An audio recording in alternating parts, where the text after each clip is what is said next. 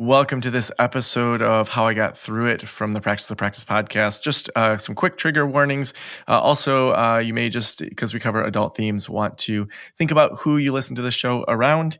In this episode, we talk about divorce, we talk about an affair, we talk about suicidal ideation, panic attacks, and uncoupling in divorce. So just wanted to make sure you knew that before you jumped into the episode.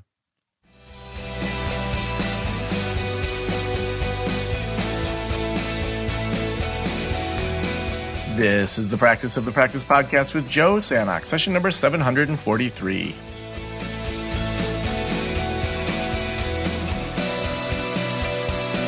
Well, I'm Joe Sanok, your host, and welcome to the Practice of the Practice podcast. I am so glad you're here.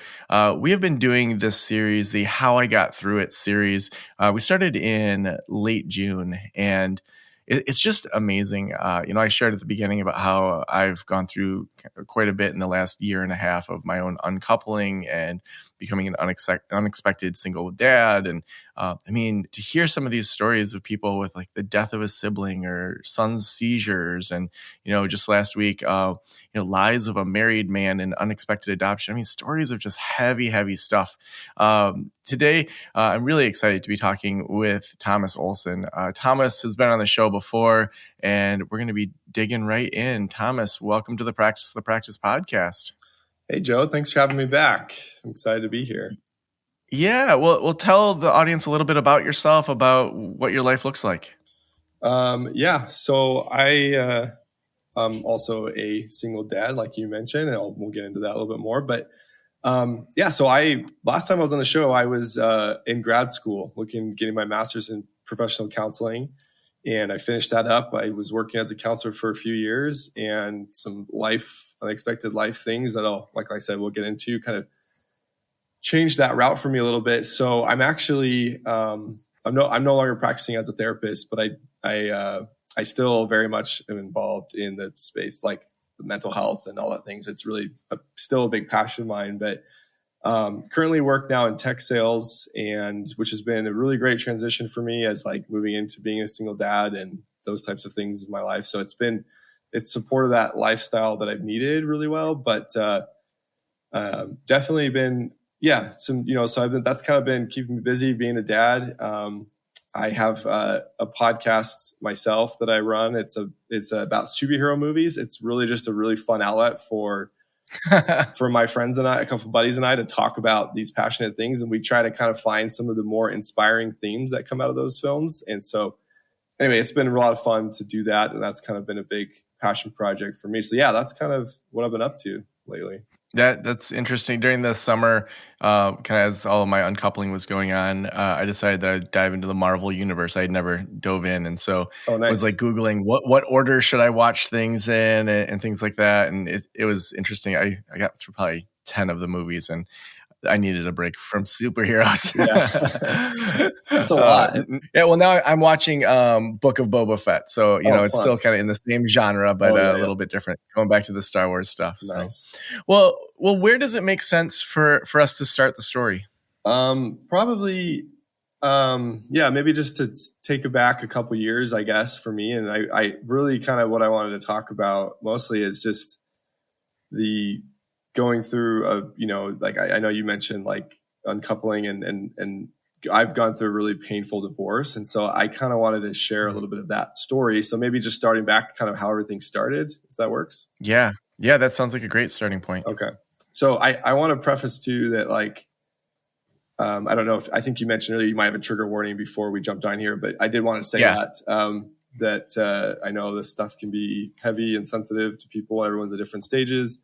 So, and also too, I wanted just to share too, like with my experience, what I'm about to share, I in no way consider myself a victim of anything. I just wanted to share my experience of like how painful it is to go through an experience like this. So, yeah, and this is kind of the first time, I guess I'd say, like publicly I've talked about this. And so it still might be a little raw. So I might, might some emotions might come up anyway. So just wanted to put that Yeah. out there. I mean, you're in a safe place, and to me, like, we can always pause the recording if we need to. And Yeah. to me, it's interesting, even just for myself, in thinking, like, I haven't at the time of our recording right now recorded the first episode of this series, which in the series will already have aired. Okay. For that very reason, I wanted to think through, like, how do I share my story? How do I do it in a way that is like my perspective without throwing my ex under the bus, while also not. I mean, it's an interesting thing to think through. Like, I get it that. So yeah, if at any point we can pause it, and Okay. I mean, that's something that, we'll just dive in how you feel like diving in. Okay. Awesome. So tell us kind of how things started for you. Yeah. So about end of 2019, I was working as a therapist, like I mentioned, and I was working a ton. Like, I was really busy. I had a full caseload. I was running groups. I was doing individual counseling. I was doing couples counseling. I was working with teenagers. I was just doing a lot. And during that time, I think for several years, for me, I felt like, and I had also become a new dad. I had my first child in 2017, my daughter, and then in September of 2019, my son. So my former wife and I, we adopted our two children. So we adopted our son in September of 2019. Anyway, it was just a really busy time. And, looking back on that experience, I can see that there was a lot of, I was struggling with depression. I was struggling with anxiety, but then also I was not taking time for my own self-care. I was at the beginning stages of burnout within my career. And during that time, within kind of that period of trying to, just life was crazy, new son, becoming a new father. My career was going well, but it was really busy and hectic.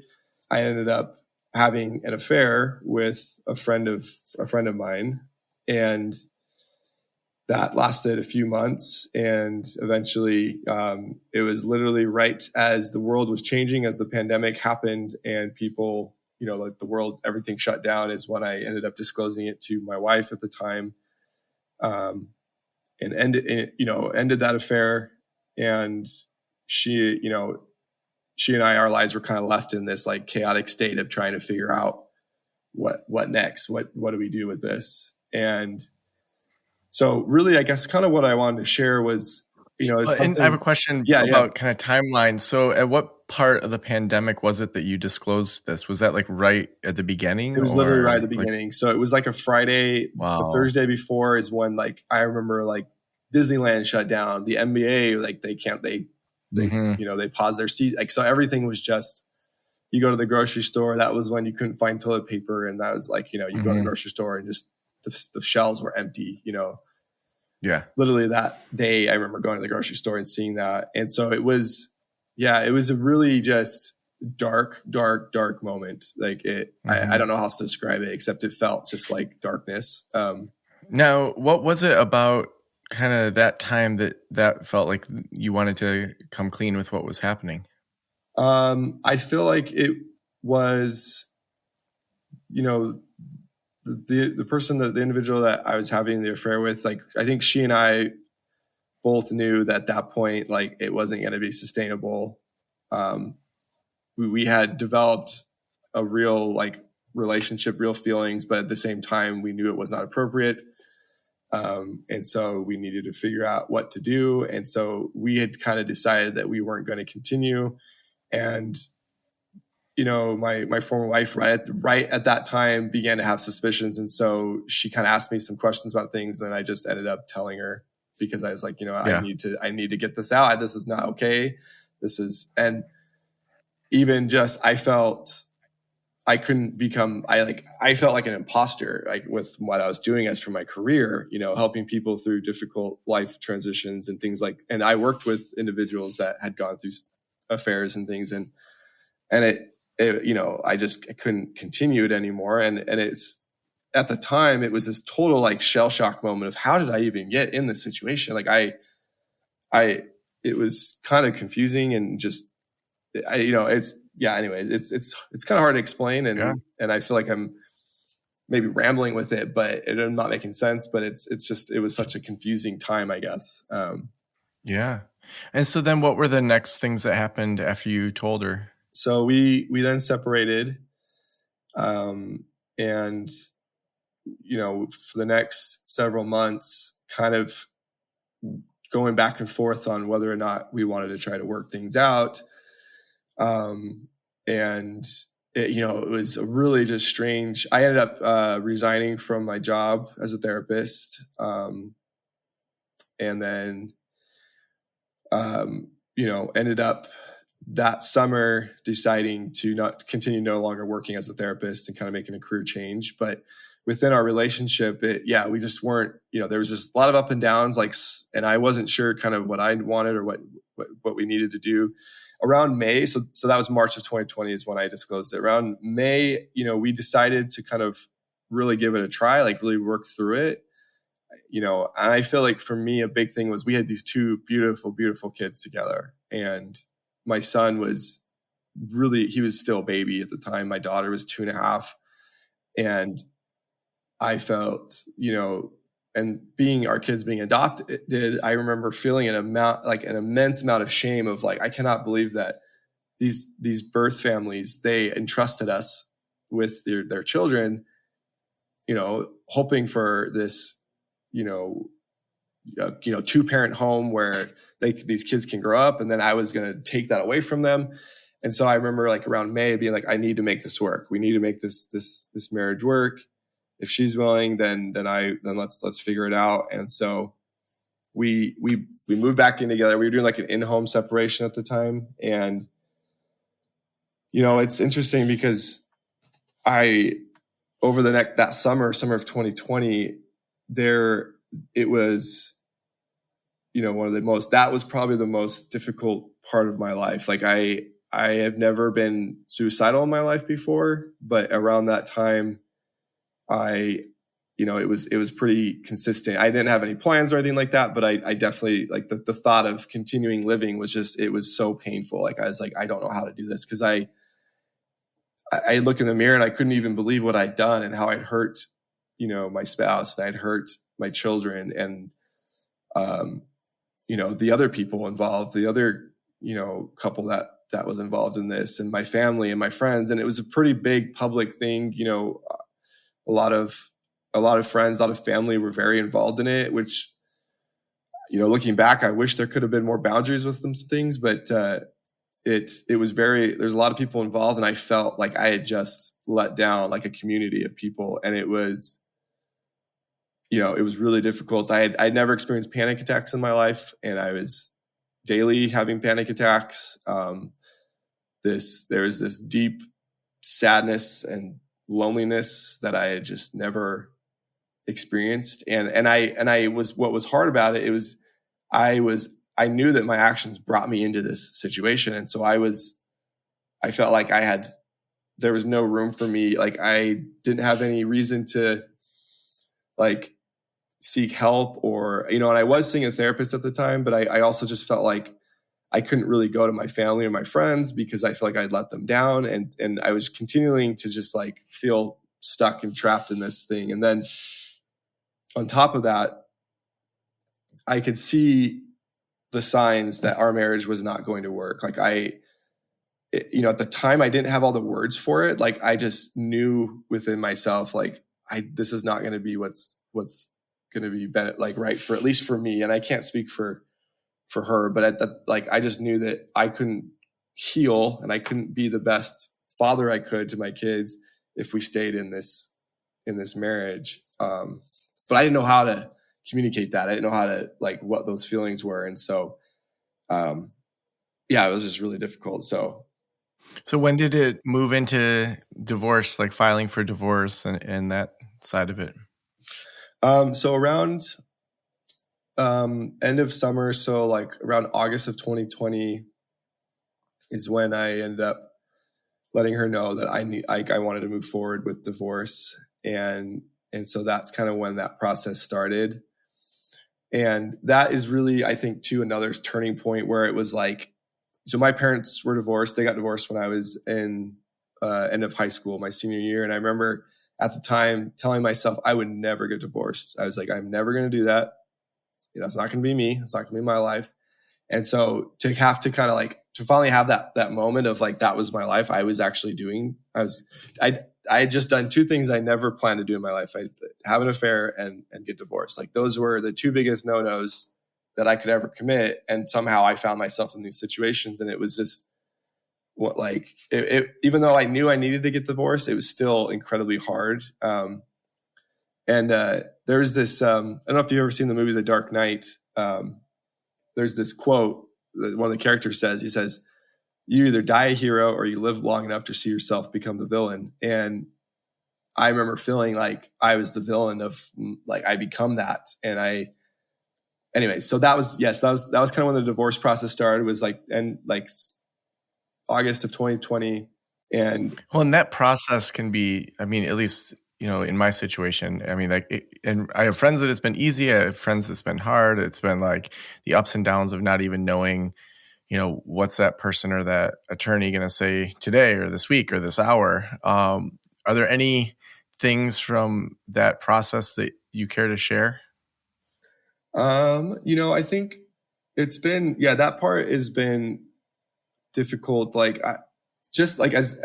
one thing that I will say that's been really beneficial about all this is like our relationship, has become it's a really difficult relationship. Obviously, like there's a lot of hurt and a lot of pain, but as far as like our co-parenting has gone, I feel very blessed and fortunate. Like we've been able to maintain that, and we've been able to do the divorce and everything without attorneys. And divide everything up really well. I've been very fortunate in that way that like it's been done very well. And like we both feel like we have a 50-50 custody plan with our kids, and we both are very much involved with their lives. Like we spent, and their kids, I feel like, obviously it's been difficult for them as well, but they definitely I know that they have some security between the two of us. And so that in a lot of ways has been a pretty big benefit of all, like, that's gone smoothly as far as like that process. But I think getting to that decision of divorce. I mean, it's not that it's all been smooth. Obviously there's been a lot of difficult conversations she and I've had to have. And we both have had moments of really difficult moments of not handling our emotions the best or whatnot. But like I think now we're at a spot of that, getting to a healthier spot of co-parenting. And that's really what I think in the long run that for both of us we want, and I hope we can sustain. What do you think that you each did to have that healthy co-parenting? Like, how did that unfold? Was that expected? Do you think it's just your natural characters, or do you think that there's things that you each did that helped step into that? I think it's a little bit of our natural characters. I think we both are very, out of all this, throughout this process, I think there was a lot of things that I questioned about myself, but I was able to maintain that I am a good father. I love my children. I'm very involved. Like I take a lot of pride in being there in their lives. And I know that she is as well. She's a great mother. And I think that we both have maintained that, like, no matter what, like we both want the best for them. But I think, honestly, I'd say the biggest thing is learning boundaries with each other. So when it came to like negotiating, like, dividing up assets and debts and all those types of things, we tried doing it in person and it didn't go very well. Like, we did it a few times and, one of them just ended pretty badly. And so I think we both kind of recognized we needed to have boundaries. And so we communicated all through email, and that was really helpful for us to like have time and space to like read it, respond, and not feel like you're not in the emotions when you're with each other face to face in person. And so learning to have boundaries throughout all this has been really helpful for me, because there was times where like I was like, no, we should be able to sit down as adults and talk about it and figure it out. And unfortunately, there's a lot of emotions involved, and it's still very raw, and hopefully maybe one day we can do that. But at this point, email is great and it works really well, and things aren't miscommunicated, and you can get straight to the point. So that's been really helpful, I think, as well.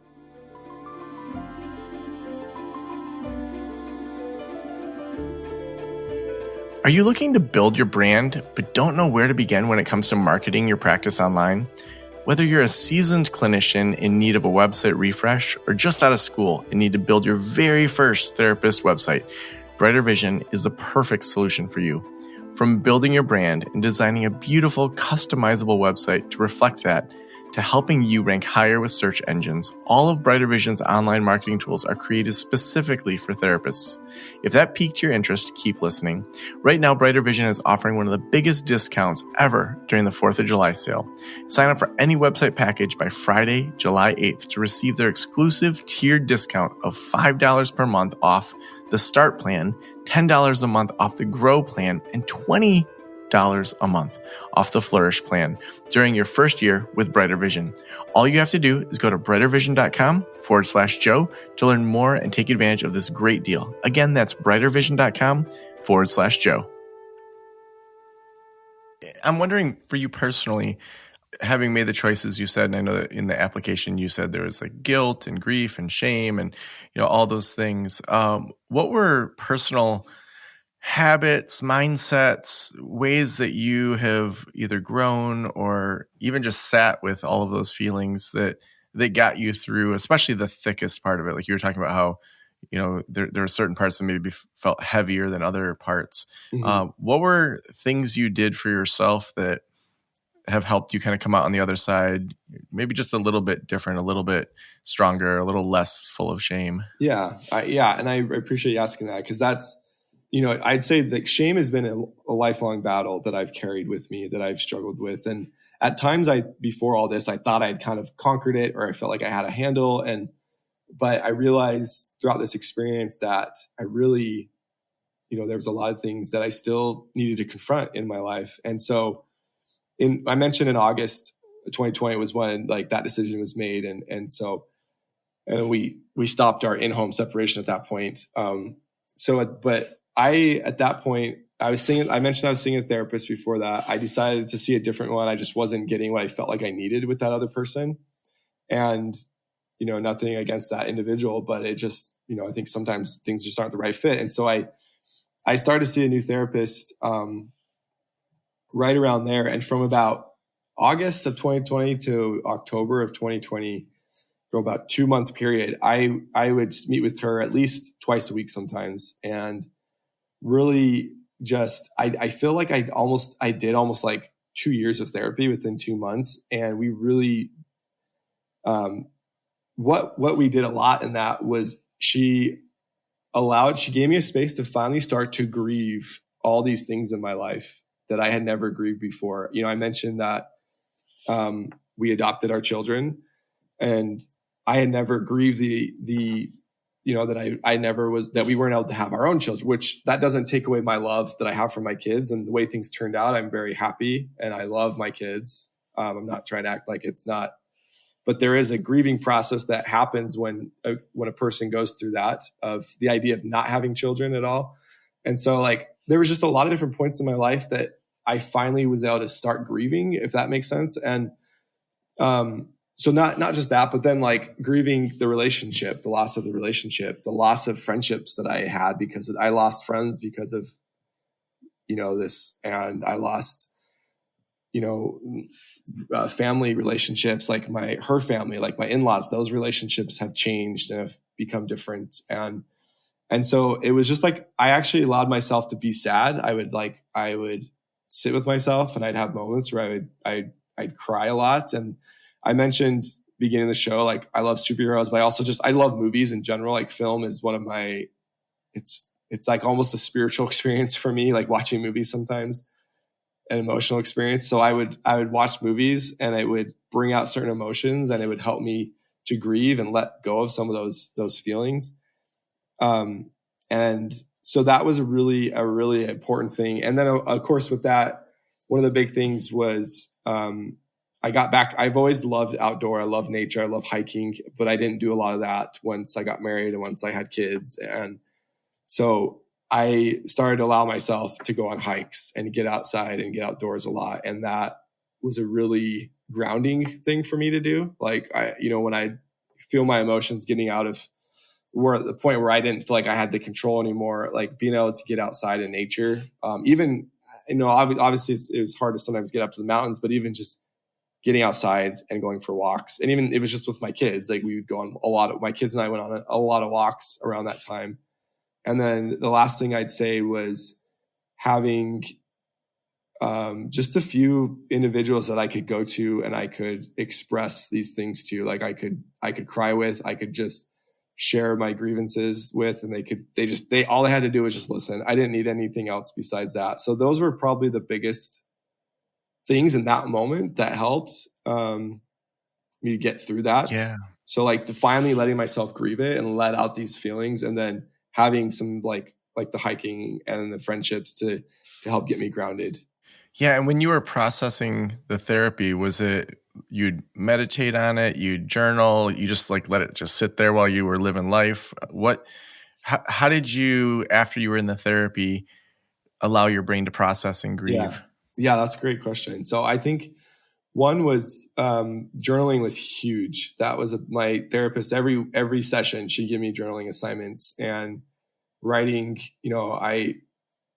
And one of the things she had me do was she had me write out all the events of like what led up to the affair. So I literally went back like 2 years in my life before that even started, and I just journaled about what was going on in my life, trying to recall what kind of feelings I was having. I seriously wrote like a novel. It was like a couple, like it was a lot. It was a lot. I've never written that much before, but it was really therapeutic for me and really healthy to like get all that out. So journaling was huge. I'm glad you brought that up because I forgot about that. That was really, but as far as like other things too, like I mentioned, like I would watch movies, and that was like this safe space where I could like, I remember watching the movie, Les Miserables with Hugh Jackman, the one that came out 7-8 years ago. And, it's a story about this guy that like, he's at this lowest point in his life, and he ends up stealing from a priest, but then the priest ends up like forgiving him.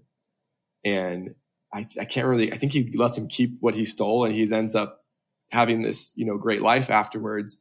But then things from his past end up coming later in his future, and he has to confront those. And it was it's a story about forgiveness and redemption. And I remember just like crying throughout the whole thing and it was just this really for me, it felt very cathartic to just let those emotions come out in like a safe place, if that makes sense. Yeah.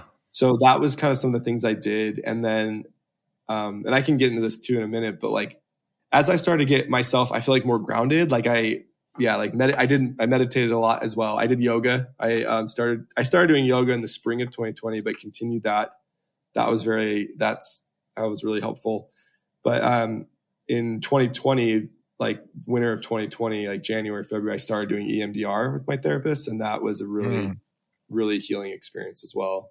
When you think back to, you can pick whatever like moment you want to pick, but if you could go back and just give your like younger self some piece of advice or a thought or a mindset or something, like what would you go back and say to yourself a couple of years ago? You can pick whatever time that is. I think what I would do is I would want to tell I would want to essentially just show a lot of compassion to my younger self. I've learned throughout this process that one of my talents or one of my natural abilities is compassion for others. And I know that maybe sounds like counterintuitive if I had an affair, but I am a very compassionate person. I always have been, to the point where I've like even neglected myself at times, trying to help others. But I've noticed though throughout my life, I struggled a lot showing compassion to myself. And through the EMDR that I did, I learned that like that was a missing link for me throughout my life. And that's become a huge healer, is to be able to like tell myself like, I wish I could go back to myself when I was 22. I was brand new. I got married really young. I was scared out of my mind of what I was going to do for a career and all these things. And I wish I could go back and just like give that version of myself a hug and just say like, hey, it's going to be okay. Like you are capable. You can do this. Like you're strong. Just those things that we tell our friends when our friends come to us in difficult moments. I wish I could have done that more to myself, just throughout my life. And that's something I try to do more of now. And I think that's been, I know like we talked before we start recording of like, I still feel like I'm getting through this. I don't know if I've got through it, but I feel like that has been a key for me is like self-compassion, like having compassion for myself to continue to navigate this really difficult experience. Yeah, I think that's one of the themes as I'm doing this. I mean, I get the benefit of interviewing all these people who've been through really interesting and tough things, that one of the common themes I'm noticing is just how like people are still getting through it, even if stuff happened 20 years ago, that there's not an end cap. And so, yeah, thanks so much for sharing that. Yeah. Thomas, if people want to connect with you, is there either a website, social media? How can people connect with you if they want to connect? Yeah. If you want to, you can reach out to me. I'm on Instagram at Tommy Olsen 88. That's my name there. Or if you want to follow my podcast, that's probably a good way to get in touch with me too. It's called Superhero Movie Cast. If you wanted to email me, you could do that at superheromoviecast@gmail.com.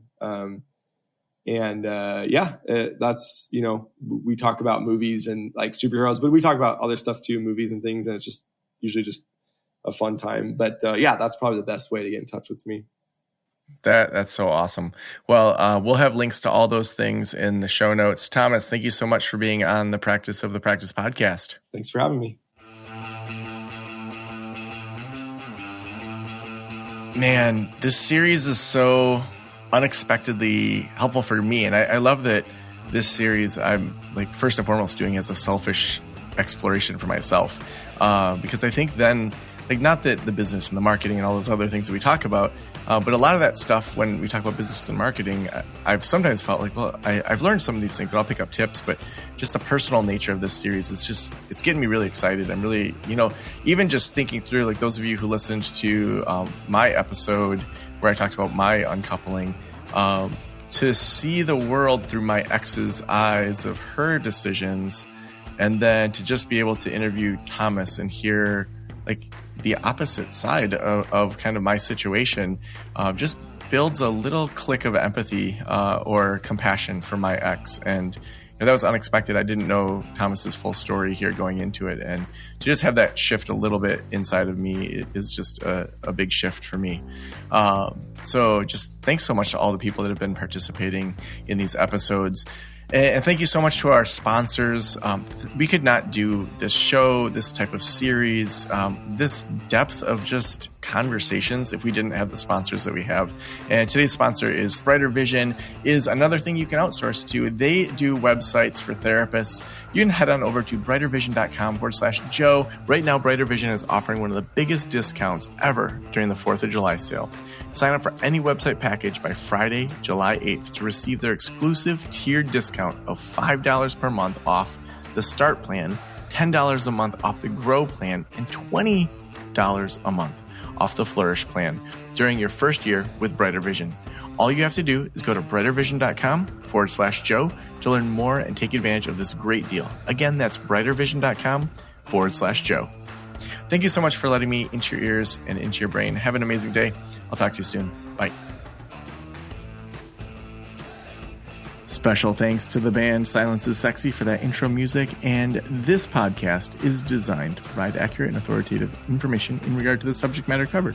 It is given with the understanding that neither the host, the producers, the publishers, or guests are rendering legal, accounting, clinical, or other professional information. If you want a professional, you should find one.